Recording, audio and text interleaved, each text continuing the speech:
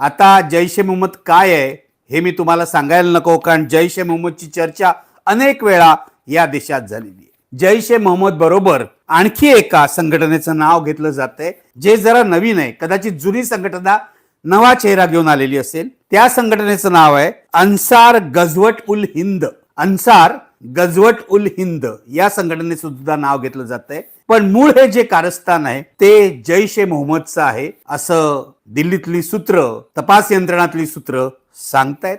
जैश ए मोहम्मदची आठवण ज्यांना नसेल त्यांच्यासाठी सांगतो. जैश ए मोहम्मदचा नेता मसूद अझहर आहे आणि तुम्हाला माहिती असेल की काबूलला विमान अपहरण करून या मसूद अझहरला या जैश ए मोहम्मदच्या दहशतवाद्यांनी भारत सरकारच्या कैदेतून सोडवलं होतं. त्यावेळेला वाजपेयी सरकार होतं आणि आपले परराष्ट्र मंत्री जसवंत सिंग या मसूद अझहरला सोडायला थेट काबूलला गेले होते, कारण काबूलच्या अपहरणामध्ये अनेक निरपराध भारतीयांना ओलीस ठेवलं होतं. त्यांची सुटका करणं महत्वाचं होतं. पण हा मसूद अझहर सुटला आणि जैश ए मोहम्मदच्या कारवाया पुढे चालू राहिल्या. सगळ्यात महत्वाची गोष्ट म्हणजे नुकतंच जे ऑपरेशन सिंदूर झालं त्याच्यामध्ये जे 9 दहशतवादी तळ उद्ध्वस्त करण्यात आले त्यात जैश ए मोहम्मदचे सुद्धा तळ होते. मसूद अझहर वाचला पण मसूद अझहरच्या जवळचे नातेवाईक मात्र मारले गेले. हे आपण लक्षात घ्यायला पाहिजे, कारण हा जो कालचा दिल्लीचा हल्ला आहे तो मसूद अझहरने, जैश ए मोहम्मदने